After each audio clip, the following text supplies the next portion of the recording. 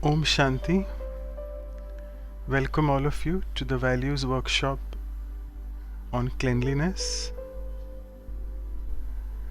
And as usual, before we begin, we'll just spend a minute in silence. Take a deep breath. Invoke the Divine Being. Ask yourself, am I having a clean mind? And maybe even a clear intellect?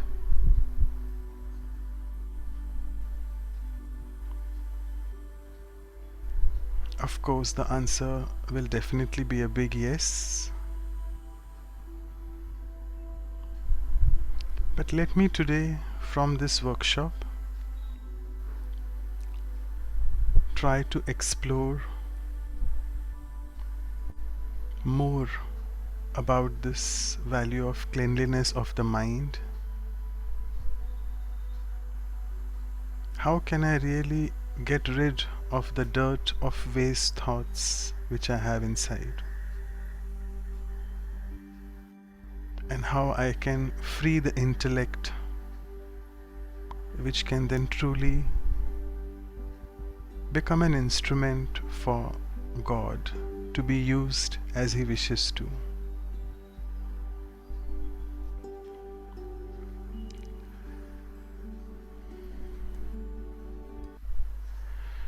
So with this brief introductory meditation, let me just go further and share with you our very dear Dadi Janki's second Ascension Day. It's tomorrow, as all of you know very well. It's been the lockdown days when they had just started and Dadi left her mortal coil. And we are celebrating this as the day of spiritual awakening tomorrow.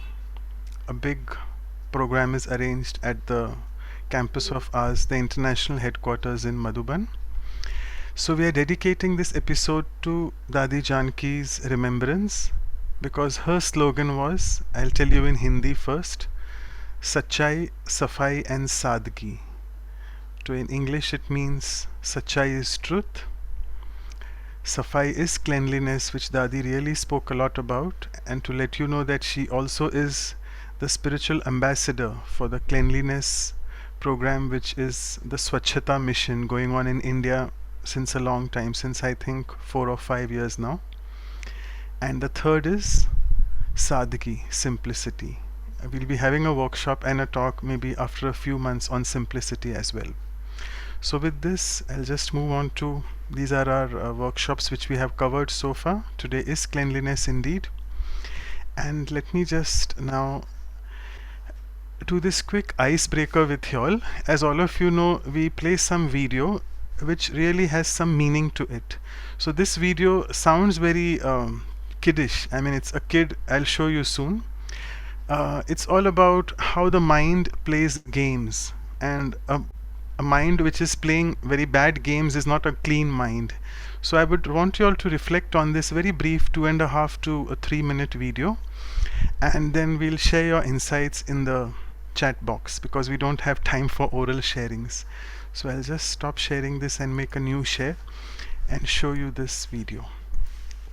Yes, so hope it's visible and also audible now.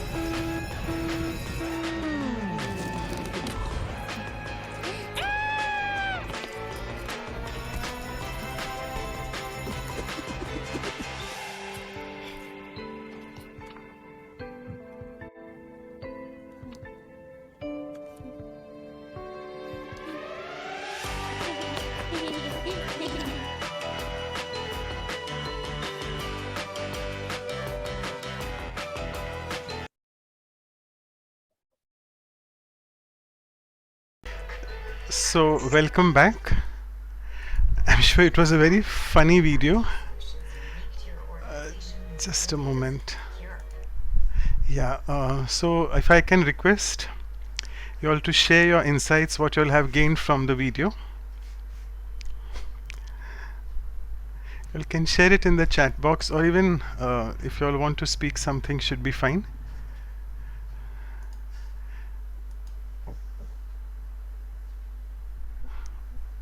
Okay, people are busy writing something. That's good. You can even share. Okay. Yes, even the interpret, but I think the interpreters are a bit restricted because they can't mute. Yeah, so it's difficult. Yeah, Vidhi sister wants to share.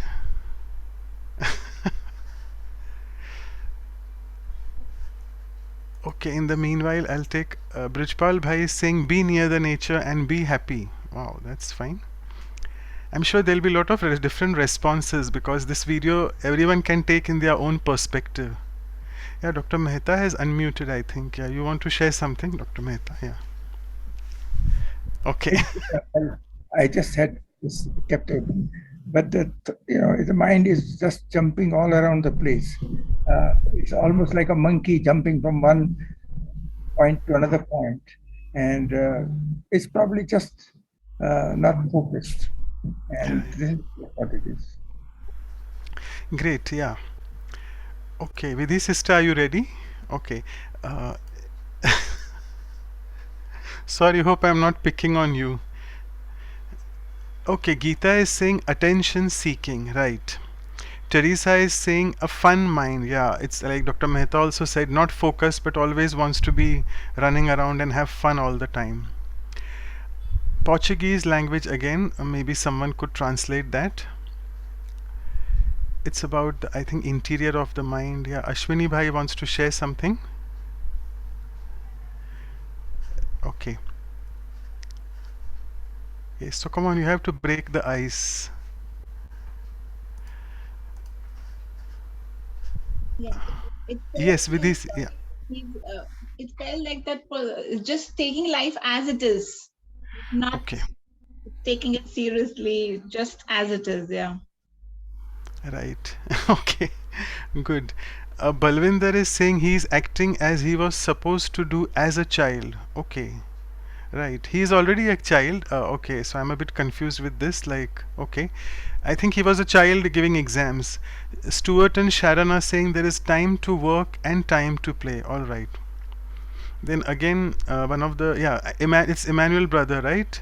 At Zenid have space to feed the inner child, right? Okay.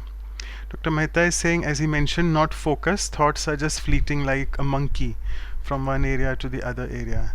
Like I remember, he was initially looking outside because he was just so bored and he didn't want to give the exam. But then his mind went out and he then dropped down, it showed. But then his mind himself just filled all the books inside, which means the mind told him, please write down all the papers. And then he was so fast writing, so maybe his left brain was working very well. And then suddenly he had a question which was stimulating the right brain. That question was, what is the meaning of life? And then again he was blank. And then I think he had played outside. That right brain was going and playing outside, which is a creative brain. So I took it that way, the right brain and left brain. Well, each to his own. So that's great. So you all have opened up, and I think we'll move on to the first exercise. Thank you all for your sharings. Over to Shruti sister. She'll take us in the depths of this mind, how to clean it. Over to you. Thank you, Manoj Bhai. So, as Manoj Bhai was saying, and as we started off, the topic for today is really about cleanliness. And there are, even from the speaker, even from Brother Ken, when we heard last week, there are so many aspects of cleanliness. What we will focus on today is more about the clean mind and the clear intellect, much like what the video was also about. Now, most of us intuitively understand what a clean mind is. We know that it's about having positive thoughts and encouraging positive thoughts rather than moving into negativity or negative thoughts. But I think with our exercises and all of our workshop today, we're encouraging all of us to go deeper and to go into more subtle aspects about what a clean mind really means. It goes beyond having the positive thought. It's about having more focused thoughts, more organized thoughts, more directed thoughts, not being the jumping mind, not moving from topic to topic. The visualization that comes to my mind is like an organized drawer. If you know things are kept in the right place at the right time, you know you will be able to access things when you need to access them. So really being able to make sure that our mind is being able to really be organized, be free from a lot of that clutter, and just kind of more directed, more focused. What that really allows us to do is to have a more clear intellect. Again, some of us have been able to spend time both from our own personal learnings and journeys, as well as from the speaker last week, really look at what the difference between the mind and the intellect. The intellect is that voice of reason that tells the mind what to focus on. But the only way that we would be able to hear our intellect or allow the intellect to really direct the mind, or often called as hearing the voice of conscience, is if the mind is organized. Only then would you be able to hear the intellect and direct the mind in the certain manner. So you can tell the mind not to be jumping, to be focused, to start thinking about a particular topic when you want it to stop thinking about something when you want it to.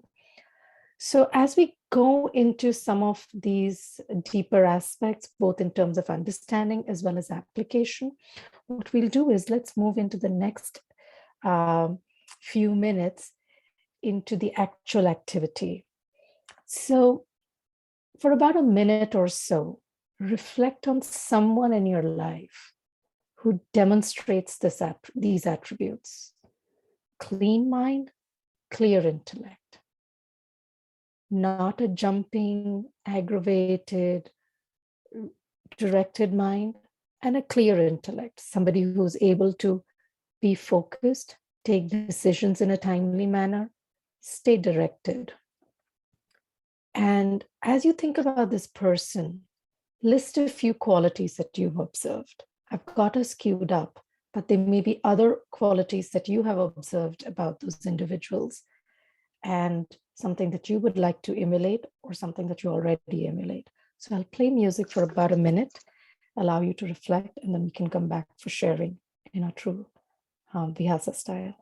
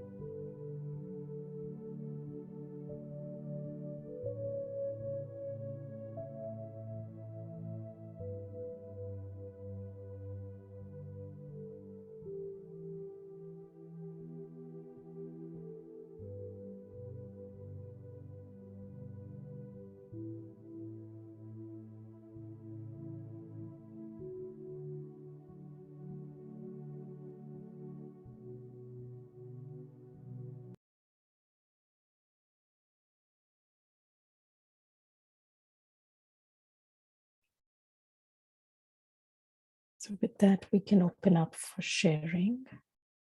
Anybody would like to speak? And I'm starting to see some responses in the chat. I see both Manoj Bhai and Rukmini have mentioned Adi Janki, powerful decision maker, knowledgeable with feelings, and yoga with love, or yoga with love, as in today's slogan.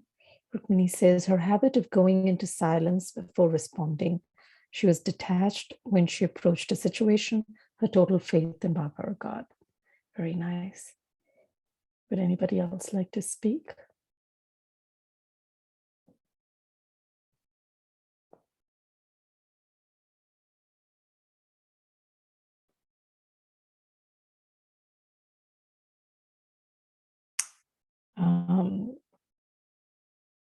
Gita is mentioning listens well. Sorry, Gita, but who are you referring to?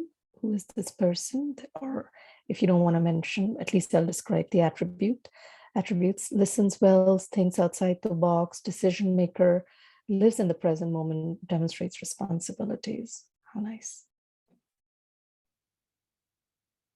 Yes, Vidhi. Please go ahead. Yeah, my husband, he will never react. He'll take his time to answer, but then he'll keep the pros and cons, everything in mind, and then reply.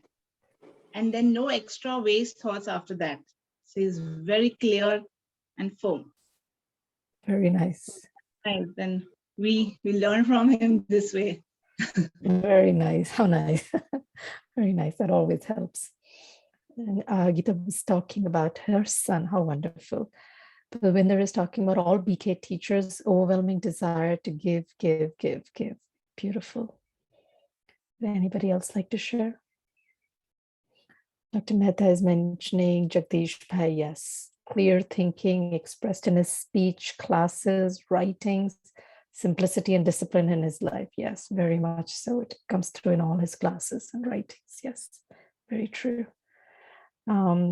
Jujur Singh is mentioning his uncle, who's a member of parliament, and he says the correct things, forbearing and skills in conversation. That's wonderful. Not many, we do need more public servant leaders to be like that. Certainly the world needs that. Would anybody like to unmute? Would love to hear from you.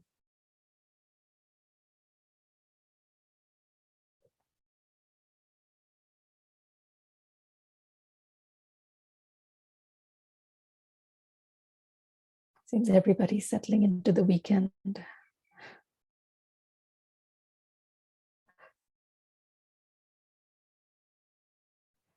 Ashwini saying, मैं अपने साथ के एक BK भाई के बारे में बात करता हूँ कि वो जब भी कोई शिक्षा देते हैं, I talk about a BK brother with me, that whenever he gives any education, thinking far away, he keeps his point with a clear heart.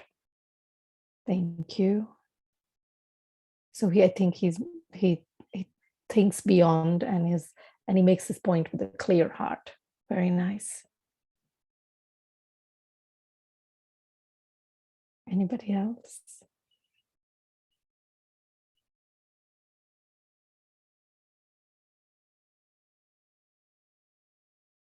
We still have a few minutes before we transition into the visualization.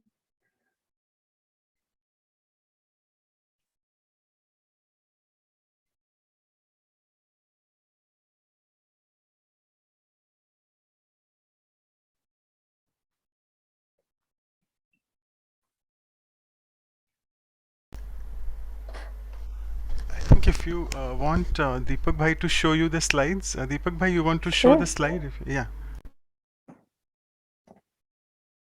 I was starting to prompt people. Shanti, can you please enable sharing? Okay, yeah. I'm not sure if I make you co-host, maybe the recording will stop. We'll see. Sorry for that. Are you in the same system, Deepak Bhai? No, it's disabled. Okay, so which name are you in that I can make co-host? Recorder. It's the same system, so it will stop recording if I make you co-host. Sorry I about think it's okay. We'll leave that. Yeah, no problem. Yeah. Well, I can summarize without the slide, Yeah. Manoj Bhai. I think we've got many wonderful sharings, and clearly it's a range, whether it is BK spiritual mentors and role models like Dadi Janki or Jagdish Bhai, Dadi Janki with her decision making, feelings and yoga with love, ability to go into silence and stay detached, to more, and Jagdish Bhai, who again, with just the clarity in his speech, classes, writing, and simplicity and discipline, to family members, whether it was husband, like Vidhi was talking about her spouse, who thinks before he responds, thinks about all the pros and cons, and then makes a decision, and then after that, he's done with it. To Geeta sharing about her son, who again listens well, thinks outside the box, decision maker, lives in the present moment, and demonstrates responsibilities. Juju talking about his uncle, who is a member of parliament, says the right things, forbearing, and has the skills in conversations. Few more role models around, or people talking about became brothers and sisters, whether it be just, PK sisters about just giving, or some Ashwini talking about somebody, a specific BK brother, not mentioning the name, about how he always thinks beyond and makes his point with a clear heart. So some key qualities coming through, whether it's decision making, clear thoughts, clear heart, thinking about others, decision making. So thank you over there. I think with that, I can hand off to you, Manoj, for the next part of the workshop. So thank you. So wonderful sharings on all your part, and I think a common thing which came here is the people who have a clean mind tend to have a clear intellect. I think it's vice versa. If you have a clear intellect, your thoughts also start becoming clean, and such people are able to take good decisions. And I think the commonality which I could see in all the responses is they are really good decision makers in some way or the other. Someone is a member of parliament. With his sister mentioned about her husband, so it's like such people can really take good decisions. So before we move on to the action planning mode, where we'll be discussing how we can implement this in our life from tomorrow, both these aspects, particularly in my behaviors, because if I have a clean mind and a clear intellect, it will reflect in my behaviors. It's not that my behavior is not showing that, no, obviously, because it's thoughts, words, and actions is a common axis. Your thoughts, if they are clean and your intellect is clear, it will reflect in your words and actions indeed. So what we'll do is lot of reflection going on, so we'll try to stabilize the mind. We'll take a quick meditative visualization. I'll give you a few thoughts. You can visualize that so that we can make you ready for the next activity after this. So I'll just share the screen again. Yeah, so it's visualize a clean mind. So let's start. Again, take a deep breath and relax your mind.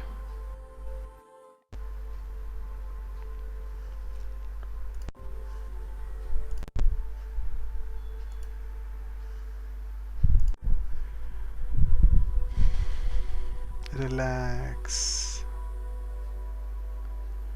and focus your attention on this beautiful energy which you are. Maybe in the center of the forehead,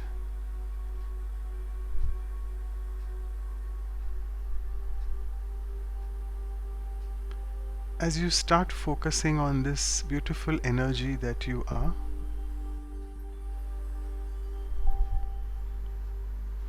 you start feeling very light and relaxed.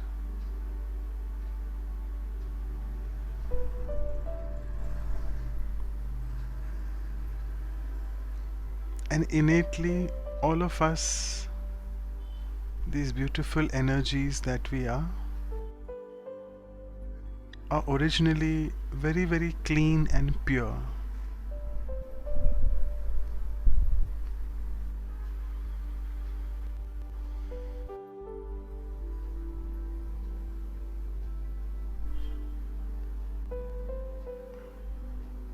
And this faculty of me, the mind, which I call the thinking faculty,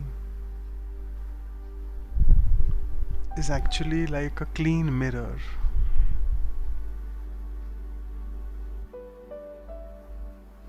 So let me try to remove the junk or dirt of negative and waste thoughts, because that is not what I am originally.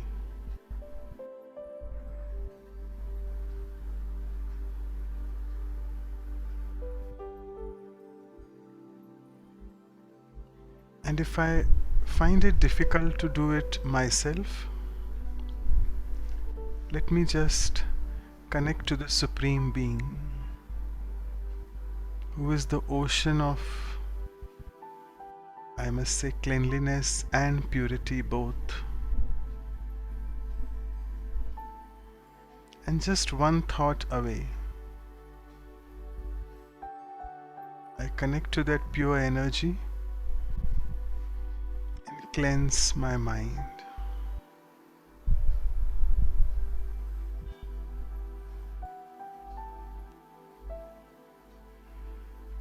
And see how light and bright I feel.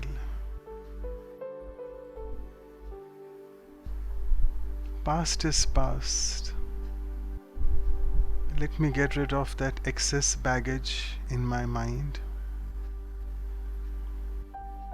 which is not allowing me to fly.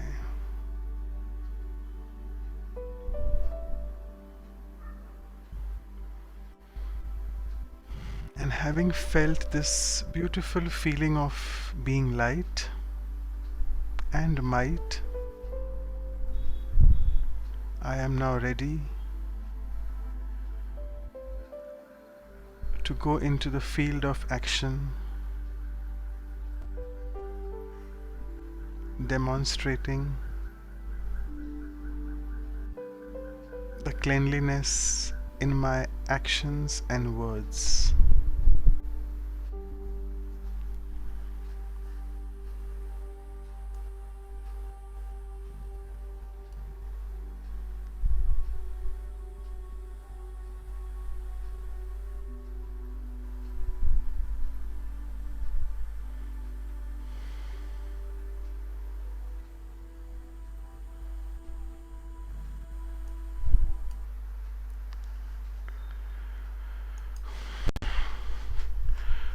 Okay, so today I think all of you all want to be silent because not many people are chatting. So we have a lot of time for the next activity. So Anu sister is lucky, you have all the time. Over to you, Anu sister. So let's hope you all can share more orally now. Over to you, yeah. You, Manoj brother. Yes, in this exercise, we would really request all of you to speak up. We want to get your vibrations with your words and your sound. So it's beautiful as we are moving through this cleanliness. And I must say, thank you, Manoj brother, for that beautiful meditation. What caught my attention is that I am a beautiful energy. So we all think that. So let's move to our next exercise, that is action planning, as we always do. And that is my clean attitude, or Nirmal Vritti. Attitude is Vritti. So it is about me.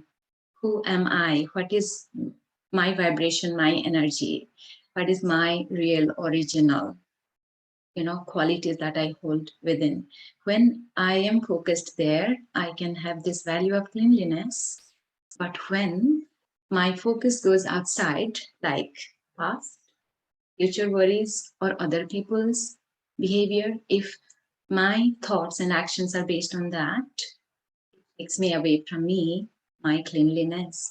So I wanted to just bring this thought that this is our action planning exercise that we always do at the end after having reflected on the value deeply, through internalizing, through the visualization and meditation, so that we can truly reflect from our thought level, that's our clean mind, to the attitude and action, so that it can be sustainable, it can stay with me. So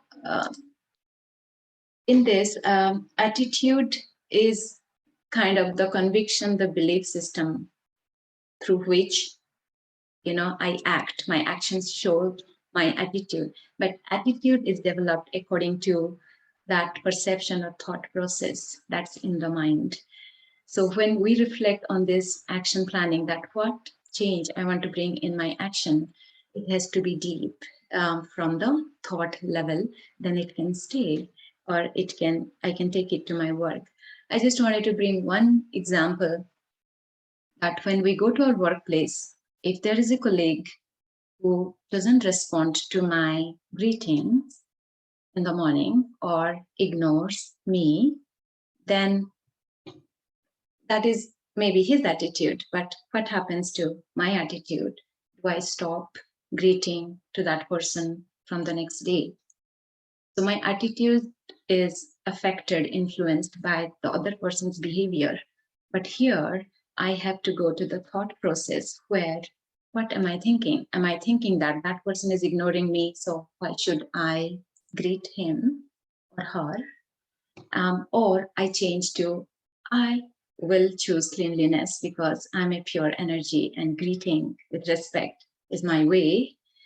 So that's the two ways of thought process that will give us the attitude where either I'll continue to greet or I will stop greeting the other person. It is about us. Our reflecting question is, look at your workplace or daily interactions in your personal life and reflect on what behavior, actions that you can portray in your actions that will demonstrate a clean attitude, that will demonstrate that you have integrated cleanliness, irrespective of how others are doing. So we'll take 2 minutes to reflect on this deeply from our thought level. Clean mind, we'll use that and check our behavior. What change you want to bring tomorrow that was not showing cleanliness, but you want to be you and show that cleanliness from tomorrow. So, hope it's clear. Please write it down on your notebook and don't put it on the chat box, but we will request you to share after the reflection. Let's take 2 minutes to reflect on this. What behaviors you want to portray from tomorrow in your actions that will demonstrate your clean attitude.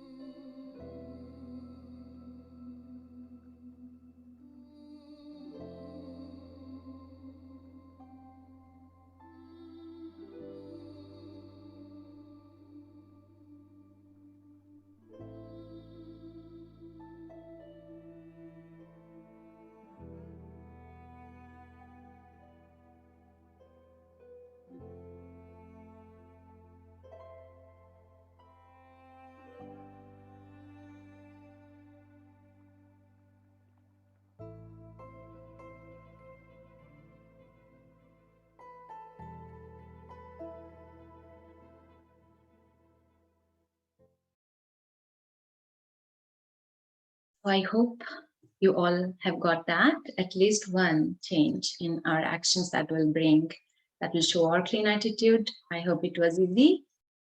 And we look forward for all of you to share with us, please. Anyone who would like to start? Unmute and please share. Om Shanti Didi ji. Om Shanti Vijay.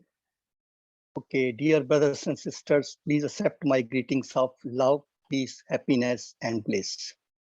Clean mind and clear intellect means clean heart. स्वच्छ दिल, सच्चे दिल पर साहब राजी. ये सच्चा दिल कैसे बनता है? जब आपका क्लीन माइंड और क्लीन इंटेलेक्ट होता है. सच्चा दिल बनाने के लिए we have to be connected with the super energy, and when we connect with the super energy, we get knowledge. Knowledge brings purity, purity brings peace in us. And when these three things come in us, you will find love, happiness, bliss, and power comes. And when power comes in us, then naturally we become clean mind and clear intellect. So the soul to soul relation, I will say, wherever, whether in family or whether in office, we should have a relationship of soul to soul, means we are all brothers. Although we call it sisters, but sisters are also brothers when soul to soul connection, because soul is brother. Baba says we are children of God.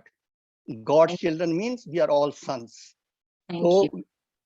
Thank you, brother. God bless Thank you. you Om so much. Shanti. That was beautiful whole process, how we can have our clean heart and the clean mind attitude.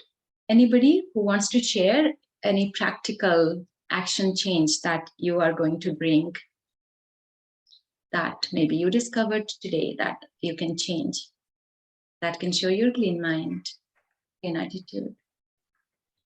I can see on the chat, Manoj brother says, clean behaviors is giving respect to everyone, whether a class 4 worker or a CEO. Yeah, it doesn't recognize who is that or whose profession is what. Respect for all. Vidhi, sister says, more love and compassion in her action. Yes, that is to integrate cleanliness. Thank you. Yes, Lata, you would like to share? Yes, good morning, Om Shanti. I would like to become more soft-spoken and but straight, means whatever I have in my mind, I'll convey it without any hesitation, but in a very polite and in a very soft manner, because many a times it does happen with me that I have the things which are actually correct, but delivering it in a correct manner is something that I miss. So yeah, so I would like to say Baba that yeah, I would like to have this thing in, and like Baba कहते हैं चाल चलन princess जैसा होना चाहिए, so that I would like to have. Thank you for having that courage to share. And true, when we honestly check, no, you can bring that softness, but telling everything clearly, whatever is in your mind. That's beautiful change for cleanliness. Thank you, Lata. Anyone else who would like to unmute and speak, please? Yeah. Yes, Balvinder.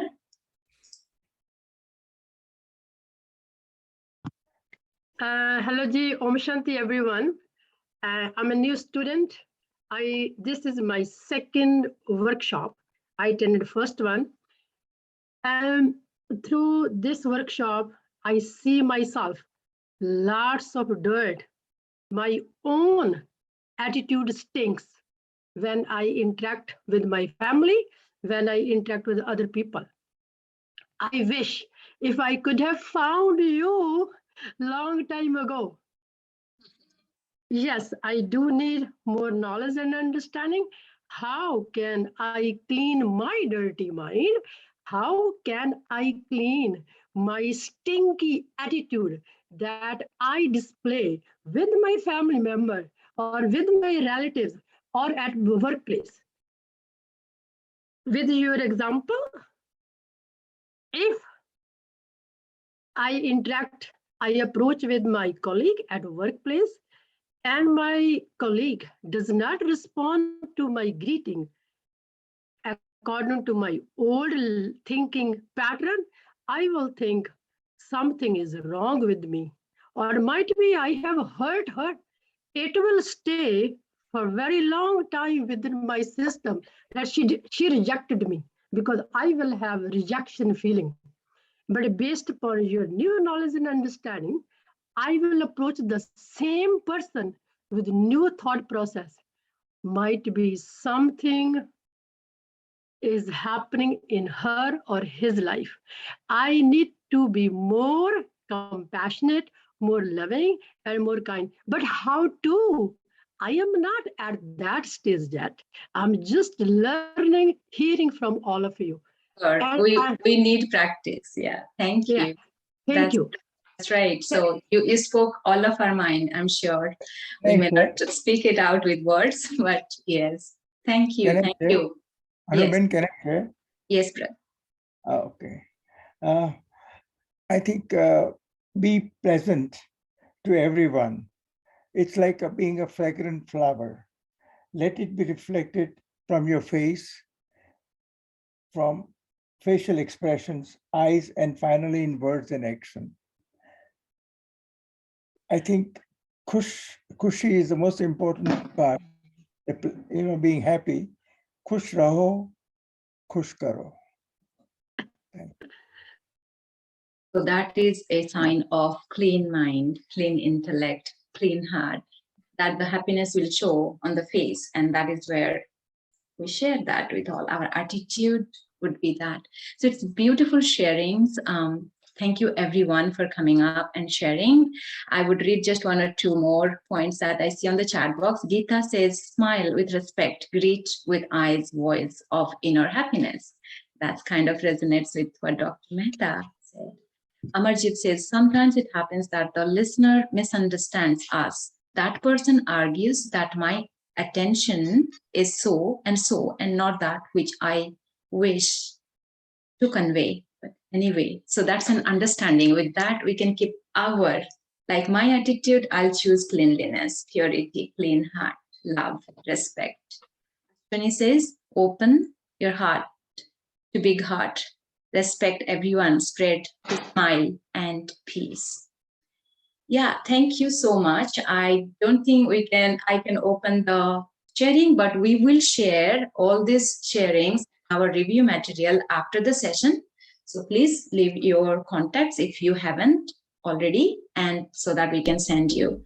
But, that was very nice discussion. Thank you, everyone. And we'll move on to our next, more deeper understanding about cleanliness. So I'll hand it over to Brother Manoj. Okay, thank you so much, Anu sister. Thank you all for sharing. Thank you, new students like Balwinder, and being very honest in what you are feeling inside. So that's really great. I think that's what I would resonate. These workshops also I like because it helps you, like, look at, it's like a mirror inside, and you're opening your mirror and then you're finally seeing your reflection in that. Fantastic. And before I forget, please, all of you, the ones who are new to these workshops and talks as we go, please share your email IDs. A few have started doing that. Your numbers as well, WhatsApp numbers, so that you can be a part of our groups and you can get all the information. And thank you, Deepak Bhai is finally sending all these in the form of to everyone he's sending. So all of you can just click that. It's a very small file, and then we'll obviously send it in the review materials when we do it after a few days. You'll receive all these materials. Okay, so let me now just go to what our dear brother Ken had shared last weekend. That's what we do, and I usually summarize in next around 13-14 minutes, and in the meantime I think sister Sona would be joining us, and just keep a watch and make her co-host, please. Yeah, so this is a famous saying in English: cleanliness is next to godliness. So I think this virtue is very close to God, and it's all about two things. We can say clean mind, but people also said clean heart. So both these are needed to operate in this dirty world. As Balwinder was saying, it really stinks. Sometimes I feel, yes, my attitude is stinking. Like people feel that. But it's a process. As you keep doing meditation more and more, all that junk starts going off. And in the current situation, Brother Ken said, whatever is going on in the war and all such things, which will definitely increase in the coming days, we definitely have to operate through this clean mind and a clean heart, because every single human being, he said, has both his aspects, worst and best. But I think with meditation, when we look at this, as Manuel brother was saying, the inner child, the inner mind, which is actually a very clean and pure entity inside, we need to work on that. And why actually we have these worst behaviors? Because of body consciousness. And once we start practicing this soul consciousness, all these virtues we know are just within us, and then it becomes easy to operate from that level. Brother mentioned a beautiful example of ecology and economy. So as all of you know that logy is study, and eco basically means the house. So ecology is study of house, and economy is how to take care of that house. If I can request Anu sisters, just mute the others so that there's no disturbance. And brother said that how many houses do we have? So it was a very intriguing question. So let's look at the houses which he said we have. The first house is the big nature. All of us are part of that. And basically, if I can say it, that our bodies are made up of these 5 elements which are in sync with the elements outside. Therefore, the outside nature affects our inner elements, and that affects our actually sanskar, the nature, the swabhav which we have, that also is affected. So he said that we all know, we don't need to discuss. Sorry, Manoj Yeah. Bhai, you're not sharing your screen. Am I not? Oh, okay. Um, good, you reminded me a bit early. Right. Okay. So I hope you all can see it now. And yeah, so I think what you all missed was this slide, ecology and economy. Nothing much about that. And this is what was the first slide. Cleanliness is next to godliness. So as I said, we'll be sending you these, so you don't need to worry, oh, I have missed. And I really don't go on each and every line, so I don't like to do that. So I'll just like take the few key points from the slides, and you are welcome to read it later when you get the slides. So coming to this first house, I'm sure it's visible now. The first house is nature, right? You all can see now. So we all of us are aware of this climate change, and I think actually we discussed about having a perfect world. We discussed about man-made calamities, natural calamities. So I think all of us need to check that it is we who have really destroyed everything. So we are living in this world. We need to make sure that we use the resources to the bare minimum. And also we should make sure that we generate a very small amount of carbon footprint, by which I mean, you know what I mean to say, like for example, carpooling. If you feel that 4 or 5 people can go to work together in the same car, in this way you can just use one car rather than just driving alone, and you can share the expenses of the fuel, the petrol or diesel, whatever. So this way you're actually reducing the carbon emissions in the atmosphere. Just one example which I thought I'll share. The second house is the house we live in, which is the physical house of the body. So our house, we make sure that the things, I'm looking at my room now when I speak of this, it's in a little bit of shabby state, but we try to make sure that we clean it regularly. And also brother mentioned about the peace zone which we should be creating in somewhere in a corner of the house. If you have a big house, you can just dedicate one room for that and make that as a meditation room, which all the Brahma Kumari students are aware of. And if not, just select a small corner and try to sit in that corner and regularly meditate, and that corner will really create a very powerful atmosphere in the house, and that will actually be, I think, a healing space for you. The third house is our physical body. As I mentioned, that the 5 elements which we are made up of, all the 5 elements of the body. And so brother was mentioning particularly about the diet which we are having. He stressed a lot about the sattvic diet, about the vibrations while we are cooking, and he mentioned that the body is like a temple. So whatever we eat, we know that the vitamins, minerals, the macronutrients, proteins, carbohydrates, fats, all is absorbed from that food. So same thing, brother gave a beautiful corollary that the soul also absorbs the vibrations that are in the food. So the body absorbs all these macro and micronutrients, and soul absorbs the vibrations. I'm sorry, I'm trying my best to be very slow because I know the interpreters are translating. But I'm on a journey, I'm much better than before, I feel. So please pardon me if I'm still a bit fast. Then the fourth house is the mind, which he mentioned. And again, we are all speaking about the mind today. I'll just like to read this. It's a proverb which he quoted, a beautiful, deep proverb. As Dr. Mehta alluded to before, that it's fleeting minds here and there. Our mind is like a monkey. And not only just a simple monkey, but that has been poisoned by these few things. The wrong desires, and that is actually in one way a scorpion's sting, because what we say in Hindi, ichha, the desires can really make your mind go in a havoc. Because for example, I don't have a Mercedes Benz, but I look at someone else's house and I see the Mercedes Benz parked over there, and I feel, oh, I should also have one.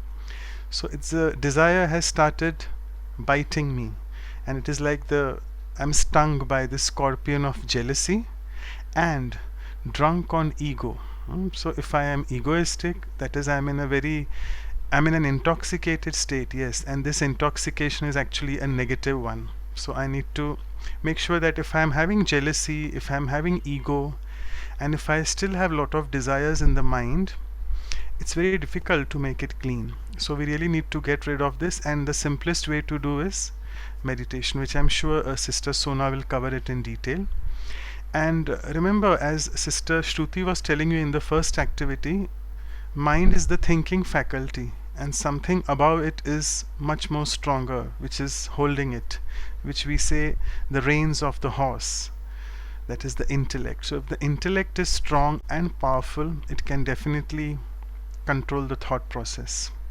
And brother mentioned here about two concepts which we are taught in our daily teachings, the spiritual versions, what we call murlis, sresht and bhrasht, that is elevated actions or thoughts and corrupt actions or thoughts.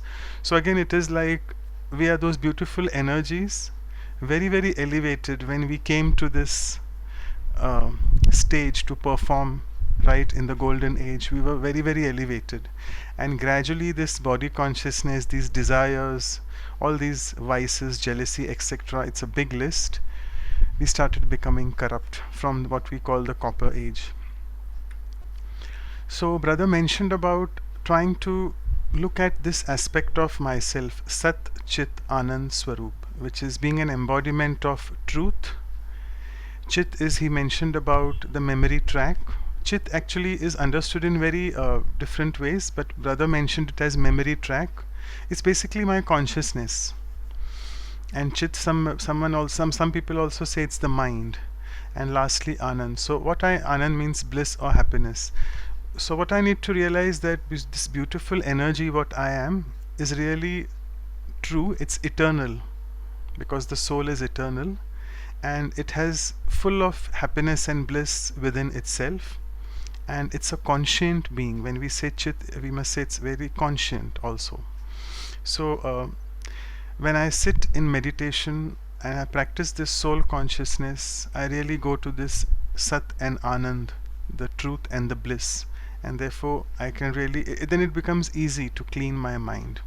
And therefore we really say that truth goes close in hand with this virtue of cleanliness, which also Dadi Janki used to say, Sachai and Safai, which is truth and cleanliness. Yeah, and our real home soul is the incorporeal world. So going so many levels, we started from the nature, then the physical body, then this body, which the house which we are living in, then the physical body, and then the mind as well. And this mind is basically nothing but the thinking faculty of the soul. So we need to know that where this soul is coming from. And all of you know that we are these beautiful entities coming from the soul world, which is a beautiful world, where everything is, you can see in the figure on the right, everything is sparkling as a jewel, as a diamond. It's because in that world there are no bodies, so there is no somebody. It's like everyone over there, not like English. I'm doing it the pun, anybody, everybody. So it's not, there are no bodies, it is just beautiful souls. And the top, you can see the sparkling light. God, we say, is the purifier. He mentioned about a lot of similarities. He gave that in the Sikh scriptures. So there are many Sikh audience I can see in the background from Vancouver. So they say that God is basically, he's a dhobi, which brother said. Dhobi means a laundry person who is taking care of your dirty clothes. So God is taking care of our dirty mind. And in one way, how can God come and sit in that heart or mind which is not clean? So we need to check that. So therefore, if I want God to be inside me forever, I need to take care of it, because he is the one which we call Patit Pavan. Brother mentioned that Patit Pavan is the one who is able to purify you from all your vices. And brother shared this. I would leave it for you all to contemplate. As I become more and more clean internally, I lose more and more interest in the things that used to be quite interesting for me, and I become more and more free. So cleanliness directly leads to freedom. I think we have to cover this value of freedom in future. Sometimes we'll do that. And I'll take a few questions in the next 2 minutes. You can see Dadi Janki cooking, because there was a question. And do you know what she's cooking? Anyone can just put it in the chat box, because I'm sure you all are muted. Let me wait for the answers. I'll just share this. You can see something white. Let me just tell you. It's sabudana halwa. Yeah, I think someone was saying that sabudana halwa. So it is like sabudana is the sago grain, and Dadi has a fantastic. She's a fantastic cook, I must say. She knows how to prepare that. So someone, in short, I'll just take this question that my vibrations are quite strong, the person is saying, and it's okay if I can just go and eat outside, because I am putting my clean and pure vibrations inside. So brother mentioned that if you really want to experience the higher and the subtle energy from God, you need to be very careful about the vibrations of food that you are consuming. And he mentioned very flatly here, which may not sound very good, that if you're not concerned about this, then it doesn't really matter. You can just go and eat anything, whatever you want. He then mentioned about the champion swimmers example, that if you want to be a champion in something, you need to really practice some precautions. Same thing, if you want to be a champion meditator, you need to make sure your mind is not polluted, because however good as a meditator I am, I never know what will affect me from the food which is coming from outside. I think this we have covered about Dadi Janki, her slogan, again, truth, cleanliness and simplicity. And here comes the correlation between, I think Dr. Mehta also mentioned once, simplicity and truth and cleanliness, all these closely related. If I'm cleaner internally, my interests in life will be simple and I'll have a simple life. Therefore it said simple living, high thinking. So I think I'll just stop here. The clock has just gone 8:30 India time, and with this I'll just stop sharing the screen. I'm very delighted to have amidst us Sister Sona. Thank you so much for joining. And before I pass it on to you, I'll just give a brief introduction, because you're one of one of the speakers who's come here for the first time, but I'm sure Sister Sona, many people know her very well. Actually, she has been introduced to spirituality and meditation from very young teenage years, and she was amazed at how quickly and effectively learning meditation enhanced her ability to focus and absorb. And after that, there's no looking back. She has been trained as a professional translator and interpreter also, and she speaks 7 languages.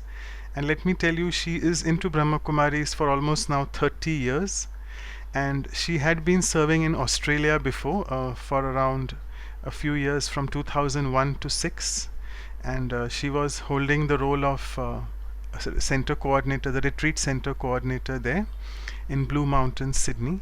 And from March 2008 she has been into the country of Abu Dhabi, that province, and she basically is working. I mean, her service area now is a director of Inner Space Center, where she coordinates all the activities of that center. And she has actually visited many countries. I think it's the entire globe. I'm not reading. And she basically does a lot of corporate service in Abu Dhabi, all the big companies which are there, to name a few, like Etihad Airways, various embassies, Cleveland Clinic, London College, Imperial College for Diabetes, many. So she takes a lot of sessions over there and teaches meditation to people. And as usual, a poem for her. Her name itself suggests that she is as beautiful as real gold, right? Sona, as real gold, which gives her the capacity, as per the situation, to mold. She deals with everyone without the need to scold, and makes sure that relationships don't manifest the fold. So today on cleanliness, her thoughts she shall unfold, which then don't just remain to us, but are ready to be sold, and cast a magnificent spell on everyone with the ability to hold. So there you are, the journey from gold to mold, fold and sold. And now finally a few lines on the virtue of cleanliness. So today with her, let's learn the lesson of how to develop mental cleanliness, and in our dealings with others, start practicing forgiveness. Radiate in the atmosphere the vibrations of kindness, so that we can fly in the open sky with carefreeness, and hence practice the act of inculcating godliness, so that then we can be miles and miles away from loneliness. So thank you once again for joining, Sister Sona, and the stage is all yours. Thank you. Over to you. Thank you, Manoj Bhai, and thank you to everyone on the online, because yes, it's the first time I've joined such a session. So it's always a pleasure to meet the family, no matter where you are. And our Zoom world has made it so much easier for that to happen. So warm welcome to all of you to this session as well. And yeah, it's a very interesting value that you brought up today, cleanliness, because we are more used to the typical values like honesty, integrity. And yet, you know, it's interesting that in Dadi Janki's thumb, you know, the memorial place, out of the 3 main virtues they put up as being something that was dear to Dadi's heart, of all the virtues in the world, one of the ones they chose was cleanliness, safai. And you know, in the Lokik world too, cleanliness, you know, in the outside world, cleanliness is to some people a very big thing. So is everyone online a meditator? Everyone is a BK, or do we have any guests here who are joining for the first time? Yes, actually we have, yeah, sorry to interrupt, we have quite a few BKs as usual. It's good that they are always there to spread this Mansa Seva, but a few new people are also there usually. So we'll try so but people who are totally new and have never come to a meditation center, the Brahma Kumaris, or is it all people who have done some meditation with us? Yes, I think many of them attend the sessions, so they have done meditation in the past, at least. Yeah. Okay, that's good. Good to know. Just so I know, you know, who's in the audience and who's listening. So I was just thinking, you know, in the world, I don't know about you, but I've lived with many friends and people in different meditation groups and centers around. I was 14 years in Australia, so I was managing the retreat center for 6 years. And in that time, there was at one point in time, there were 22 of us living together. So if you asked each one of us to define cleanliness, believe me, the definitions and the examples of cleanliness you'd get would be incredibly different from each one. Currently, I live in a meditation center in Abu Dhabi, and I just happen to be living with lots of brothers. There's no other sister in the center, it's only me.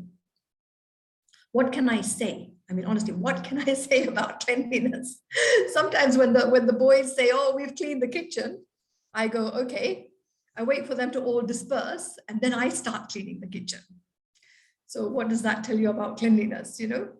So cleanliness is very much something that is based on what you see. Very much about what you see.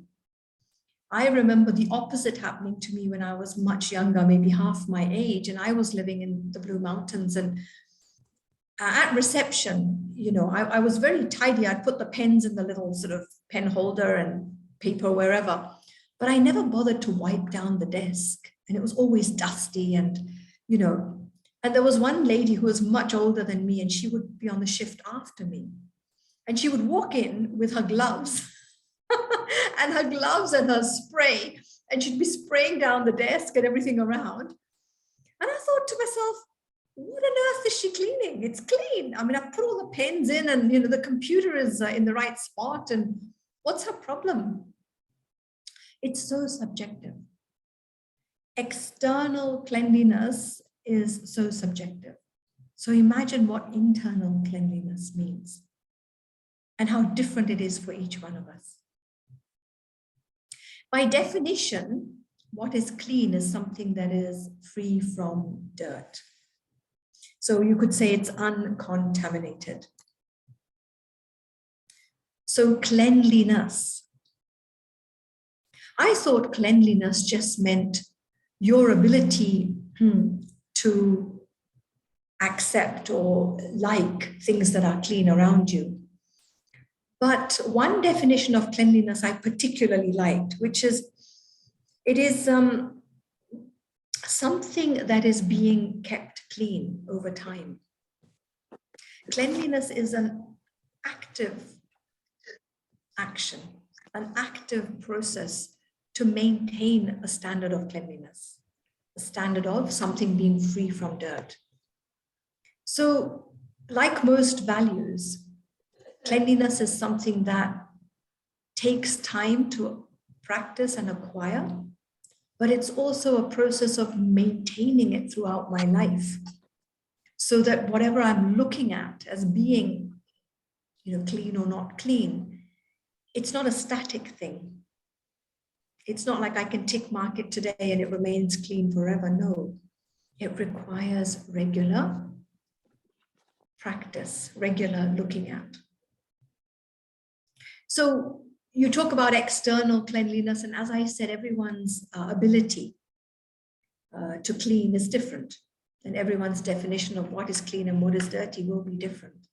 When we move inside, when we move towards spiritual cleanliness, inner cleanliness, cleanliness of the soul, cleanliness of the spirit, there are some very deep parallels to physical cleanliness. And I think, you know, external cleanliness can often be a reflection of how I am on my own inside. People who are used to keeping their mind clean, keeping their heart clean, keeping their subconscious clean, are often those who would like to keep things clean on the outside as well, who would prefer to live in a clean atmosphere, a clean environment. I'm sure many of you knew Dadi Janki personally, and I'm not sure if you've ever walked into her bedroom or, you know, spaces where she lived. If you were to observe her surroundings, they were always immaculate, absolutely immaculate. She didn't like dust or dirt. She didn't like things being higgledy-piggledy either. You know, things had a particular place, and she picked it up from there, she would put it back there. So cleanliness and tidiness, you know, they were very big for her, very, very big virtues. And I often used to think, what's going on inside here for Dadi? You know, how she must be using something, using her intellect for something, and then bringing it back to center, bringing it back to soul and God. She uses her mind and then puts it right back in the right place. So cleanliness is not only about, you know, picking up a a broom or a scrubber and cleaning something out. I think cleanliness has a lot to do with keeping things on the outside so well organized that things are where I need them when I need them to be.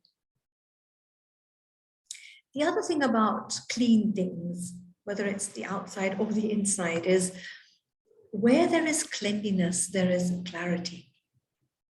Anyone who wears spectacles like I do, you know, it's a common thing to keep your specs clean. And anyone who is dependent on their spectacles knows the difference between clean lenses and dirty lenses. It's, you know, a world apart, two separate things altogether. You cannot see the world clearly when your lenses are dirty. In the same way, you know, bringing it right back to the soul internally, I need the lens with which I see the world to be constantly clean if I want to be able to see clearly what is going on. Cleanliness leads to clarity of vision. And if I don't maintain that cleanliness, it is a natural process of everything to accumulate dirt. This old world that we live in, this broken down world in a way, it's a very dusty, dirty world. And the default would always be to go back to be accumulating dirt. Therefore, the regularity of cleanliness can't be overemphasized. So because the benchmark of cleanliness is different for all of us, I guess like every other value, I need to ask myself the question, how clean do I want to be? In some ways, this whole spiritual journey can be defined as a journey from unclean to clean. We often use the word pure, you know, purity. Well, pure water is clean water. And you know, the purest water is not water that is H2O. No. Pure water, real water, clean water, just means it's not contaminated with anything that will harm. But really good water, very pure water, is full of everything that is needed to nourish the body, to bring the right mix of salts and minerals and vitamins to the body. In fact, in the olden days in India, and possibly around the world too, water that flew through herbs would pick up all these minerals and vitamins naturally. And that kind of water was known to be the best, often called spring water, you know, and flowing water. The Ganges, which is today one of the most polluted rivers in the world, I think, used to be known to be a river that flew over, that was always flowing over herbs and things that it could pick up from. So purity and cleanliness doesn't mean something devoid of anything. No, it is that which can always bring benefit wherever it goes, that which nourishes wherever it goes. So the value of cleanliness, so important in the world. And again, moving inwards. I know I've given you quite a few examples of the outside world, you know, cleaning the kitchen, clean water. But when I move within, when I come back to what this whole talk is about inner spiritual cleanliness, I think for me, valuing cleanliness is really about valuing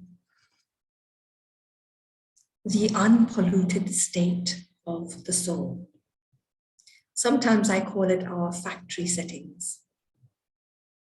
It is a state which is uncontaminated by any form of ego, arrogance, body consciousness. whichever word you prefer to use. It is a state in which my intellect becomes an intellect that is non-stick. Many of you, I presume, are good cooks, good chefs. These days, a lot of the pots and pans that we use are non-stick pans. I definitely prefer a non-stick pan for a number of reasons. Of course, the best reason is that I don't burn anything. Because it's non-stick, it's easy to move things around in the pan, and, oil doesn't sort of get accumulated at the bottom with all the spices. So, nothing burns. Second reason I like non-stick is because even if I do spend, time cooking a lot in it, it's always easy to clean. Nothing sticks to it much, just a quick sponge and it's back to normal, back to factory settings, back to default, back to cleanliness. And the third thing I like about non-stick pans is I don't have to use a lot of additional fat and oil. Because, there's, the slidability is very good. You don't have to sort of coat them with oil to make sure that you can move things around. So coming back internally, a clean soul, a clean being, is one who has a non-stick intellect. What do I mean by that? It's an intellect that doesn't allow anything to leave residue. And I think the intellect, as you all know, is a lens. It's the filter with which I see the world. The intellect is powered by my subconscious mind, the sanskaras, the old habits, the old patterns, the wiring inside. The word I like to use is the way I've been programmed.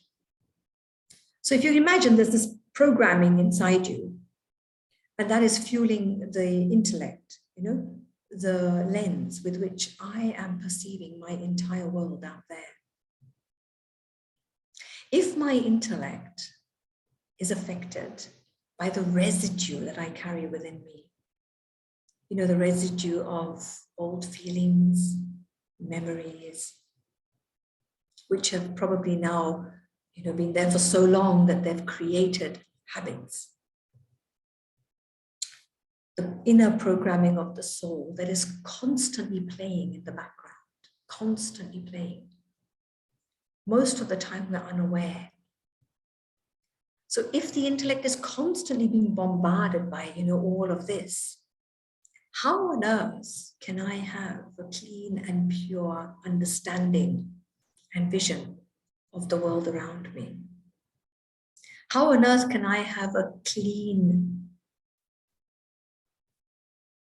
view, a clean perspective on any human being or any situation? In that case, the dirt of the past is constantly coming over my lens.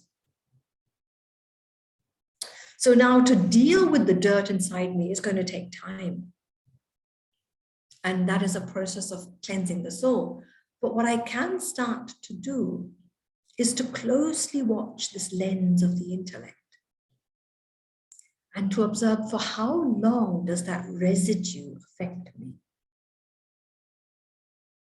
Because the quicker I can learn to keep my intellect clean and free from residue of the past, the more the intellect will support me to identify what it is that I need to clean on the inside.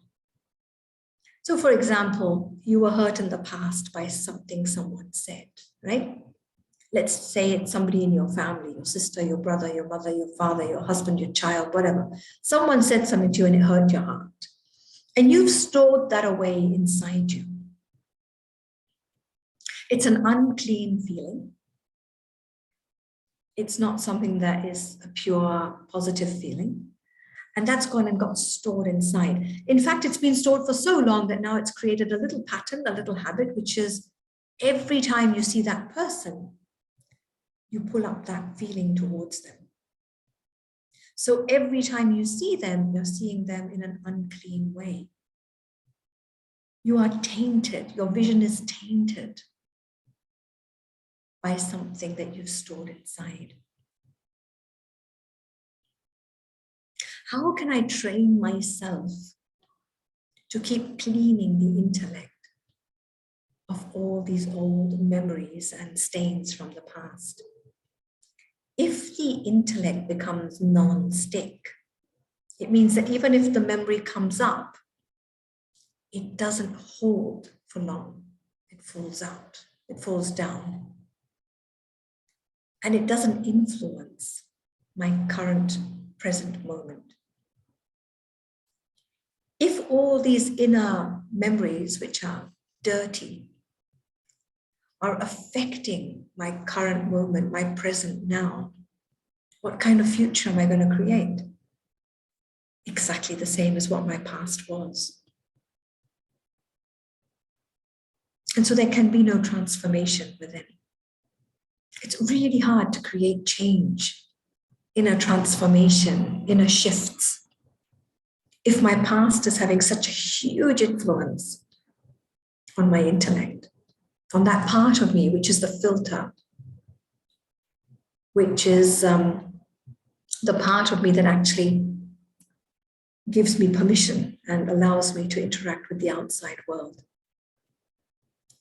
So non-stick intellect is one that doesn't allow residue to stick to it to the point where the residue is affecting my decision-making and the clarity with which I see any person or situation. But to get to a place where I have a non-stick intellect also requires a lot of inner work. It needs three main qualities inside. The first quality is the quality of being super honest with the self. Every time an old memory comes up, every time that you feel something of the past bubbling up into you. And how do you know that it's coming up?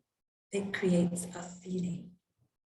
More than a thought, it'll create a negative feeling. So every time you feel an old negative feeling coming up, the gas is on inside and something is boiling. It's at that point that I need to be really honest with myself and say, hang on, something inside me is starting to affect the way I feel. If I carry on allowing it to affect me, it is going to be a stain on my intellect. That cleanliness and purity of my intellect will not be maintained. What that means is my interaction with the entire external world is going to be unclean. And what's that going to finally lead me to? A consequence of unclean energy going out. And we know what that leads to? Unclean energy coming back. That's the law of karma. So ultimately, I'm putting more uncleanliness inside me. That's not going to flush out the soul. That's not going to clean me at all. So real honesty, where you sit and you go, hang on, something of the past is yet again affecting me. And if I can be really honest with you, for most of us, we are almost always consciously or unconsciously being affected by feelings of the past. May not like to accept it, but it's so unconscious. The other thing that affects us a lot is, or the other thing I need, to be able to create cleanliness is a lot of courage, a lot of determination to allow myself to function with a clean intellect. Because what it means is that I need to change the way I deal with the world. The challenges I had out there, people who are challenges to me, situations that I found difficult, I'm going to have to face them. No more running away from them, thinking that, oh, I can escape this. I'm actually going to have to face them, and I'm going to have to change the way I interact with them based on a clean intellect, a clean lens. And if I do that, and I change my lens from old memory to cleanliness of the soul, which is, as we know, just love. A vision of love, a vision of goodness, a vision of purity. It will create a different energy going out, a different consequence coming back. And as I start to absorb clean energy from the outside world into me, it creates very big shifts inside. You know, that's why many times we are told in our meditation classes, get blessings from people. What is a blessing from a person? Blessing coming towards me, the being, the soul, is nothing but clean energy, pure energy, good energy. When people wish me well, even if I don't know it, that clean energy is affecting the soul, and it's helping me to cleanse the rubbish that is within me. If people are constantly bombarding me with negative thoughts and feelings based on their last interaction with me, that energy, if it's not clean, is affecting me in a subconscious or an unconscious way. So what I really need is clean energy going out, a clean interaction with the world, and therefore clean energy coming back to me. I no longer want to keep absorbing any negative vibes, any unclean vibes into myself. So honesty, or being very transparent with the self. The second thing is real courage and determination to deal with the world in a very clean way, and to make sure that my intellect is not being affected by my old memories. You know, to honestly catch them and not allow them to influence my current outlook, my current perception or perspective on the outside world. And the third thing I really need, and that all forms of cleanliness need, is attention to the process. It is regularity in cleaning. You can never rest on your laurels. Clean today, you're going to need to clean again tomorrow. Most of us as old souls have so much unclean junk inside us. You know, it just keeps bubbling up all the time. In fact, the whole journey of spirituality is a journey of cleaning. So if, like me, you enjoy cleaning, you're in for a really happy day, because it's fun. It's become a part of, I look forward to cleaning myself up. And every time I have to go through that same pattern of, old feeling came up. Did I act on it? If I did, what reaction can I expect? You know, how can I stop that? I enjoy this whole process of cleaning my inside, because I know that everything I can catch and clean now will stop a whole myriad, a whole domino effect of other actions. You know, if you drop one tiny little bit of sugar syrup or golden syrup or honey on the floor, you might overlook it and think, oh, I'll clean it tomorrow. By the time you get to it tomorrow, what's happened? You know, you've got a mountain of ants on top of it. And the way life is for us spiritual beings now, the people who are students of spirituality, we don't have time to put things off till tomorrow. Because by the time you come back to clean it, that one little bit of uncleanliness has attracted so much more rubbish to it. You know, one old memory, I'm sure you've had this experience, it can pull up another 50 memories within a minute. One leads to the second, second to the third to the fourth. The monkey mind jumps so quickly. The monkey subconscious mind jumps even faster to all the memories that are sort of suppressed inside. So the attention, to pay so much attention to how often I'm taking time to reflect, to clean. And I think to really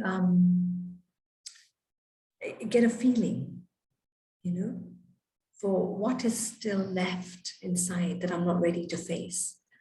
It requires regular looking inside. So we've talked a lot about cleanliness of the intellect. We've talked about cleanliness of looking within and catching what's happening in my memory bank, my subconscious mind. And whatever is happening inside, as we know, gets projected onto my conscious mind, which then is observed as thoughts. So my thinking is also an indication of the level of cleanliness I have inside. If you sit quietly, so for example, you just sit down to meditate and observe, where do your thoughts go to? Just give yourself a minute of sitting quietly when you start to meditate and just check to see, where does your mind run? What is that an indication of? Usually, where my mind runs is an indication of the inner threads that connect my mind to my old memories and all my inner programming. Wherever the programming is strong, my mind will be pulled there. And that will indicate where uncleanliness still lies within the soul. A totally clean soul, somebody who's completely sorted out and resolved everything within them, when they sit to meditate, because there is no push or pull on the mind will settle into a state of stability. There is no push, there is no pull. The mind just comes to the present moment. It is still. It's like a compass needle, the needle wavers if there's pull. And in time, it kind of points to north.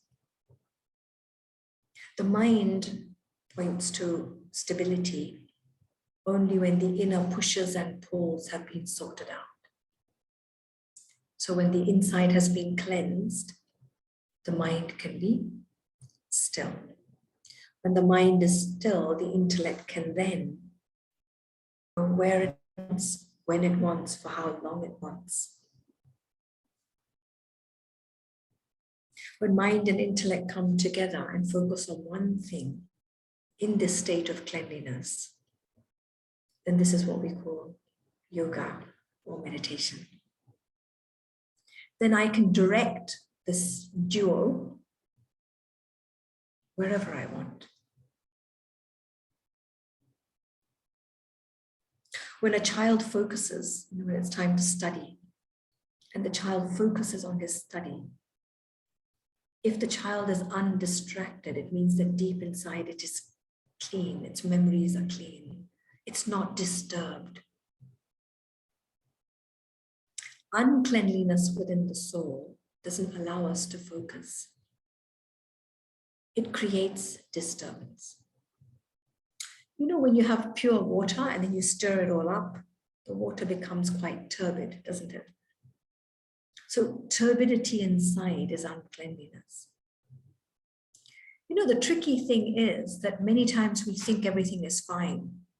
You've had a few good days, you've not been bothered by anything too much, maybe little things, but you're having a good run in life. You know, those days are really good, aren't they? I'm going through that at the moment. And, you know, there's not too much on my mind that is a challenge. So sometimes it can deceive us. And we can think, okay, all is good. Intellect is, you know, non-stick. And there's not a lot of, you know, stuff coming up. Well, you know, I'm doing really good. My meditation is wonderful. But it's such a deception, really. Because the fact that we're here as spiritual students means that layer upon layer, you know, one layer after another, after another, after another, whatever is unclean inside is going to be revealed, is going to come up. You know, sometimes when I take it upon myself to clean up a room, not my own, I try to keep my own room relatively tidy, but it does happen occasionally to me too, where you might have a cupboard that you haven't looked at for a year or two, or maybe a decade. And you suddenly think, okay, right, I'm going to clean this up and it's going to take me a couple of hours. Well, famous last words, you know, 2 days later, and you still haven't been able to clean it all up. And working with the inner self is a lot like that. Sometimes you think, wow, you know, I'm doing really well. I'm making, you know, great strides. I've progressed so much, you know. The old sanskaras, the old habits are not bothering me as much. And then bang, you know, it's like a bomb goes off and so many new challenges come. And you kind of go, hang on, where did all that come from? What's going on? So a spiritual journey is a journey of deep cleanse and then deeper cleanse and even deeper cleanse. And you know that you're progressing in spiritual life if every time the cleansing is taking you deeper and deeper into yourself. Like I said, you know, I live with a few brothers in the center here. So, you know, they'll do their cleaning and then I step in and I do what I call a deeper cleaning. But there's one person in our group of souls, of students here, who is even a better cleaner than even me. When he comes along and he cleans, even things that I didn't see, even the dirt that I didn't see, he picks up on. You know, the grout in the tiles, you know, all sorts of areas that he can see dirt in. And he's got the right tools. He's got a little brush that cleans it all up. And it doesn't even take him very long because he's used to it. And I often think about that because the more I get used to doing deeper cleaning within me, the more my tools, my internal vision, the ability to let go, to completely allow the past to fly away, to slip away from my subconscious mind, to be able to catch those old feelings that are still there, to use the right approach, the right wisdom. You know, I like the word wisdom more than the word knowledge because I need very deep wisdom to transform what's going on inside me. Knowledge sometimes can be a bit theoretical. You know I shouldn't have resentment. know I shouldn't have hatred. I know I shouldn't have anger. I need very deep wisdom to understand the root of that anger and to be able to completely yank it out, pull out that root so that I'm very aware every time the anger comes to surface again. So, you know, to become such a good being of yourself that every few months you're aware that the cleaning brush and the jiff are going deeper and deeper and deeper within the soul. And then not only are you aware of it, but the proof of the pudding is that others feel your energy. Others feel your vibration change. Others feel that the clarity or the purity or the cleanliness of your vision on situations, even on them, has completely transformed. The goodness, the love that you send out starts to become a natural default. It's not something that you're trying to do. It's not something you're putting on, it becomes your natural default.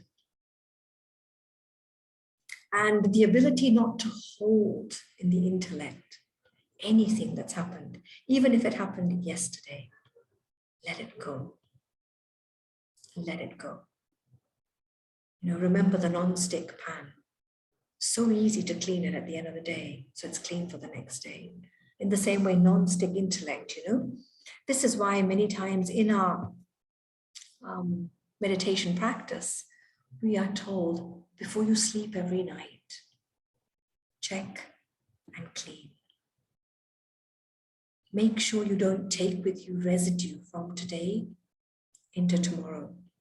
We have enough residue, we have enough junk, rubbish inside us already. We don't need more. So remember, these have to be kept very, very clean. And for that, cleanliness is near godliness. Don't ever think that a few moments of cleaning are a waste of time. Because even if you want to come close to God, the level of purity or dust-free or dirt-freeness inside you helps you to raise your vibration. When we talk of an elevated soul, we're talking about an energetically, vibrationally clean soul. The cleaner the soul, the closer its energy, its vibrations to God. And there comes a point where I don't even have to try to remember God, because my energy is so close to His that we live in a combined way. I think I might stop there. Look, I've been speaking now for almost 45 minutes. And I can go on for hours if you want to give me the stage, but I know that it's time for you to ask questions. So yeah, maybe we just leave it at that for now. Yeah. Over to you, Manoj. Yeah, thank you so much. It's amazing non-stick intellect and even the lenses. So you've taken off your glasses now, so you can see more clearly. That's great. Okay, so there's one question which has come in the chat box to me that you mentioned about perspective of cleanliness, like the brother which is super clean than you, and the other ones who don't know much about. You feel that your cleanliness is better than them. So this typically happens. It's about something happening very commonly in households. The wife is got a different perspective of cleanliness, and the husband, like for example, the brother has mentioned that I like to just put off my towel here, but my wife says, can't even you do that? Can't even you take the wet towel and put it outside? So he said, I have been like that. You can do that if you want. Otherwise it will just dry over there only. What's the big deal? So how do we deal with such tussles? Because that disturbs our mind, and the wife particularly. The husband doesn't care at all. Yeah, it's really tricky, isn't it? Because we all come from different backgrounds. I remember when I first got married, 30 years ago, and I've lived overseas for most of my life. And overseas, we don't have maids and servants as much as people do in India.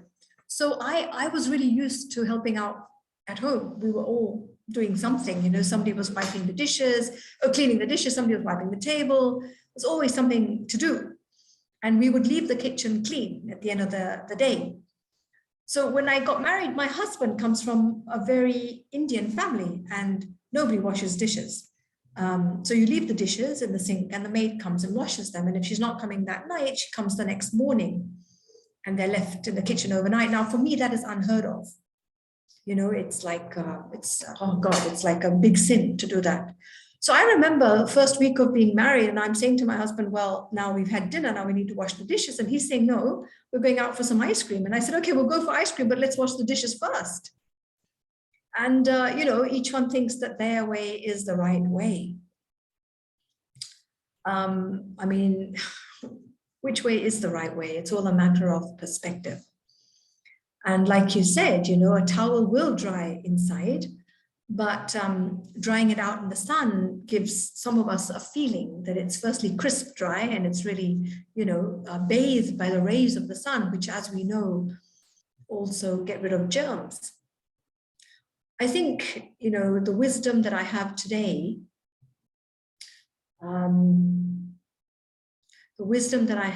tells me that each one is ultimately going to do what they want to do. So you can definitely say your bit, you can explain where you're coming from, but can you change someone's ways? I don't think so. Ultimately, with my husband and me, the way we resolved the whole dishes issue, of course, wife always wins, right? Always. But jokes apart, I remember saying to my husband, I'll wash the dishes. You don't need to do it.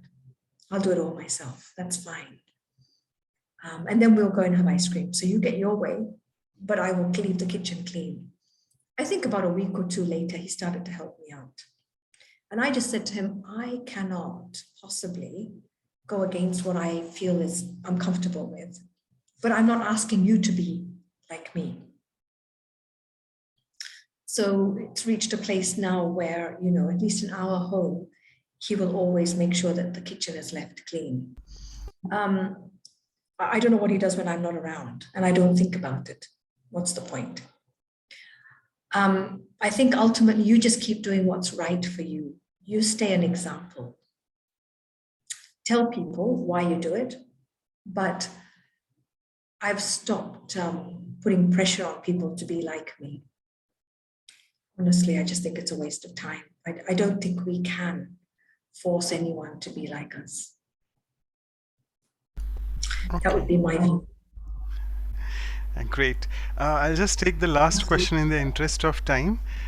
This question is that in meditation, as you mentioned, cleansing, deeper cleansing, and that's what we do, all of us.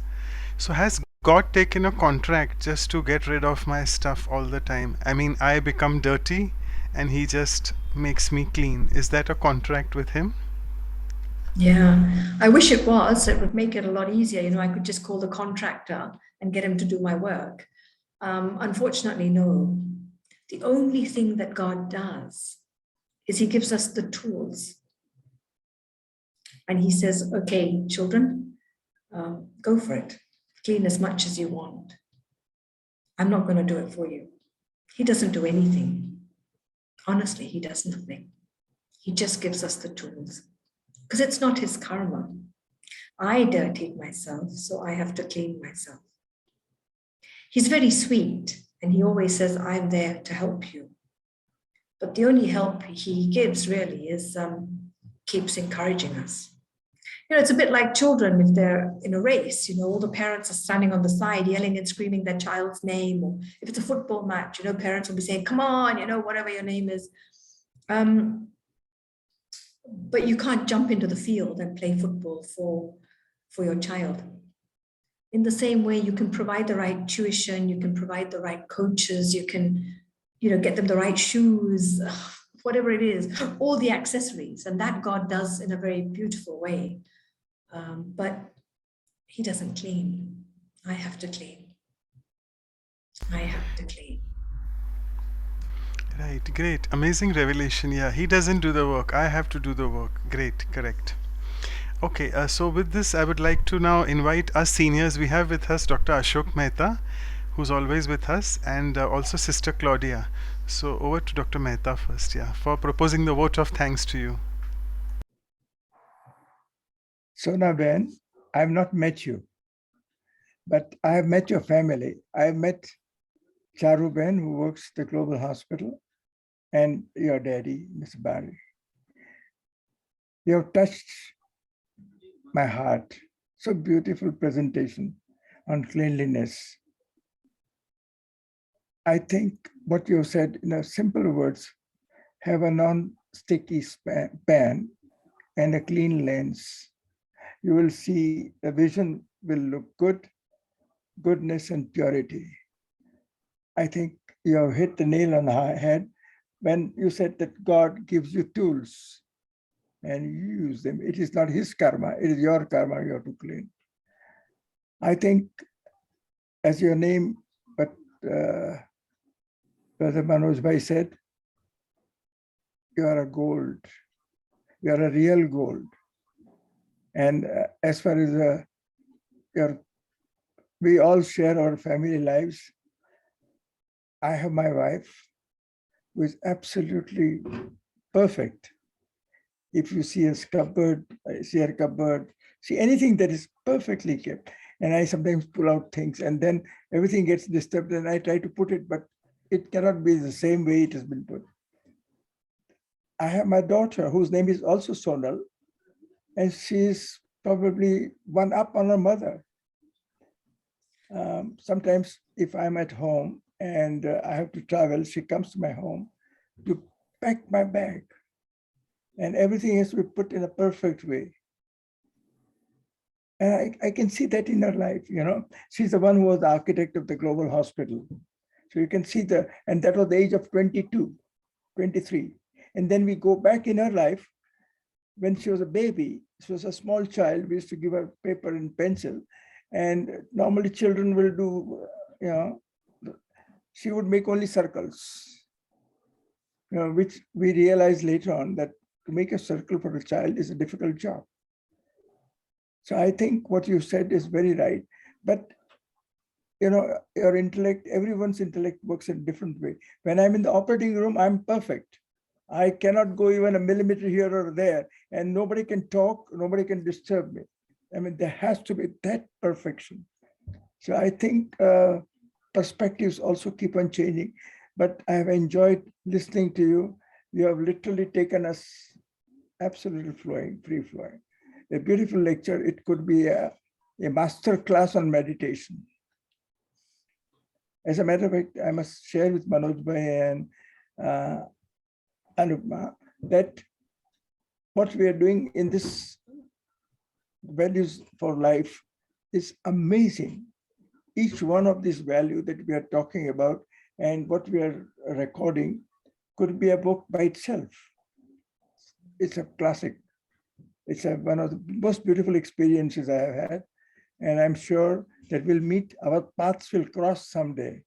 I always heard about you that you were in New Zealand and, you know, Gold Coast for some time. Of course, I knew that you were in Australia, but, and then of course, now you're in Middle East. Middle East is lucky to have you. Congratulations and thank you very much. Thank you so much. So over to Sister Claudia. Thank you, Dr. Mehta. Yeah. Good morning from here. Maybe good evening for you, some of you. So it was very nice to hear you talking because you talk in a very practical way as a young soul and very practical and can share many things that we go in our life every day and also see how we can improve our home, so we can get better life. Like you said, yes, we can never tell anyone to change because if they don't want to change, how much can we do? We just have to accept and work around. Yes, I have many times that I see this one. This is a practical in our daily life. So in the name of all of us who make the team of Values for Life program, is India and Canada, and also in the name of everyone who are here, the one who has the translation, because they come from many different parts, some from Europe, some from Canada, some from US. So the name of all of us, I like to thank you for being with us today. Thank you all for having me. I mean, you're pointing out things that I've said that have touched you, but really it is such simple knowledge. And as you know, it's not mine anyway. It's just a sharing of, I guess, the ups and downs that I've been through. So thank you all for having me, really. So appreciated. Amazing. Thank you so much. Okay, so I'll just thank you all of you all, and I'll just quickly do a few announcements and then we'll go in the closing meditation. So I hope Sister Sona, that's fine. We may exceed a bit 5-10 minutes. That's fine. Thanks. So I'll just quickly do the announcements as I normally do. Oops. So As all of you know that this month's values, we started with perfection and cleanliness, very closely related values. Someone who is clean will always be perfect. So we end usually in the month end, the Sunday, we do the silence retreat on that value. So all of you are to welcome for that. It's next 12 hours. So for us in India, it's Sunday tomorrow. Remember the times are 8:30 morning now. So we have preponed it half an hour to adjust to the West Coast Canada time. And for West Coast it's 8 to 10 in the evening. Followed by the next two values in the next month are, the first one is faith, a very important value for spiritual seekers, and once I develop full faith then I can really become carefree. So that's the next value after faith. So faith is taken, you all know Meera Didi very well. She has been with us before as well. So she'll join from all the seniors, actually double foreigners, and many seniors are in Madhuban because it's the season where a lot of festivities happening. So she'll be joining us on Sunday. So remember, it's 9 a.m. India time. And as usual, the workshop this time we have Sister Aruna. So it's the Middle East and that part being the sisters from there covering. So Sister Aruna will be with us on Saturday 9th April, same time now, 7:30 to 9:30. And all of you know that we have these special events, Values for Life series, in which we have started discussing on the powers. So the third power which we'll be taking is power to tolerate, and it will be Sister Luciana, who's the national coordinator of Brazil. It will be the Sunday 10th April, and this is our elusive calendar, thanks to Kosha sister who always does this for us. We'll be sending you the emails of this, and it's also there on the display picture of the WhatsApp so that you are notified of our events. So with this, I'll just also end with saying that you can send our emails and queries to vihasaindia@gmail.com or vancouver@ca.brahmakumaris.org. These are our websites, and all these are recorded. The workshops, particularly if you want to access them directly, the second half, the speakers talk, it is on omshanti.tk/workshops. So with this, I would now pass it on to, I'll stop sharing the screen, over to Sister Sona for the meditation on cleanliness. Yeah. Thank you, Brother Manoj. Should I play some background music? Is that okay? Yeah, any soft music would be lovely. Thank you so much. So put down your pens or your phones, whatever it is that you're holding, and really sit comfortably in your chair. And I just invite you all to take a deep breath in and let it out. And again, just center yourself. Deep breath in and out.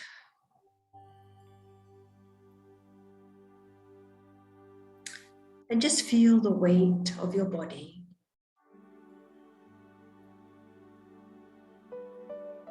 In your chair.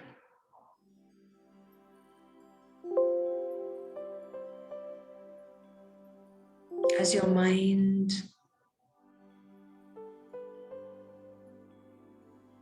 is pulled into the here and now.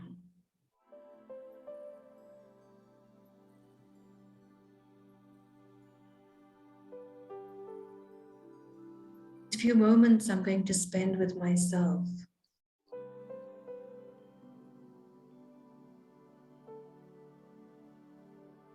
Are moments of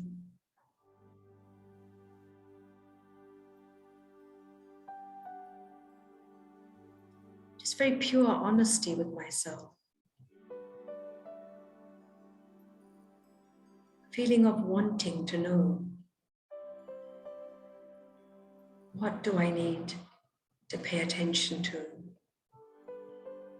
Where do I need to clean? Where is the dirt within the soul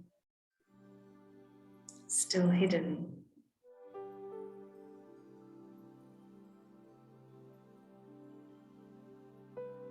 So turn your mind inwards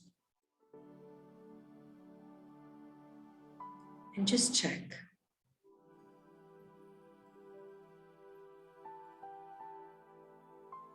What are those regular negative feelings that come up? whether towards myself, towards others, towards situations.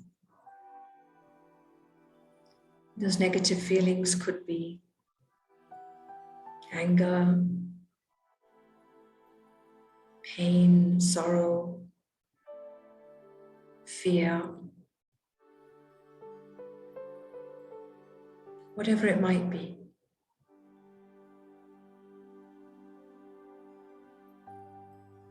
And just make a mental note.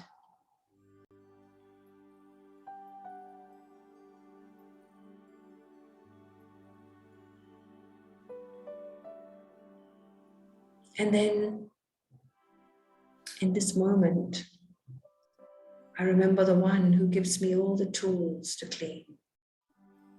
That one light that is so clean, so pure.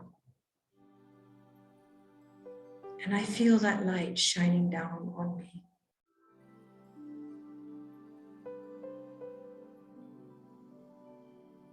He knows where I need to clean myself, like a mother knows a child inside out. So I don't need to hide anything from him. And just in this moment, I allow his light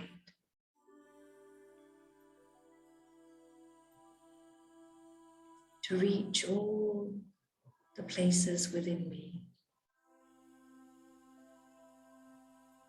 where I may have identified some dirt.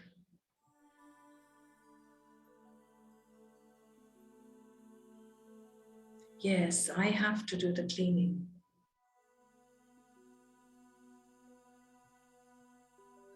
But if I soak the dirty clothes, my inner dirt, in his light, if I share with him what's happening within me,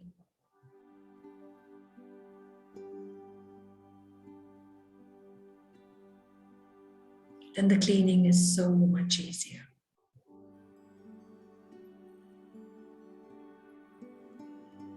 So just allow God's light deep inside yourself. Let it reach every corner of the soul.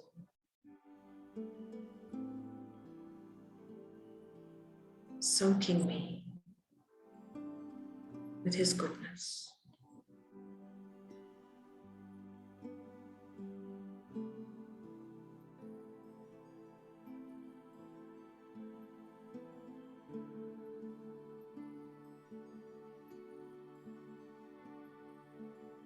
And now with the courage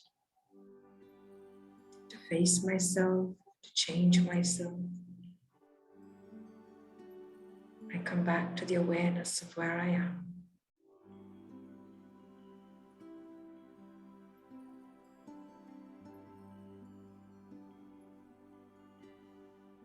And I know I have the wisdom. I have all the tools to create a better, cleaner me.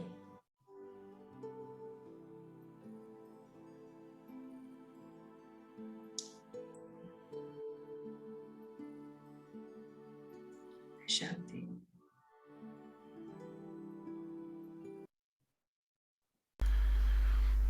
So thank you once again for this beautiful experience as well. And I would now request all of y'all to open your videos so that Sister Sona can wave y'all, and also Sister Anu, over to you for the photograph, the quick one as you normally do. Yeah. Everyone, please switch on your video, and Sister Sona, we take this memorable moment with the picture. And you said you don't tell people to become like you, but your cleanliness definitely inspires, and thank you. That will go ahead with our cleanliness much more. Thank you. Okay, everyone. Okay. I got it. Thank you. We'll share the picture with the review materials. Thank you once. Thank you all. Thank you so much. Beautiful this was. Thank you.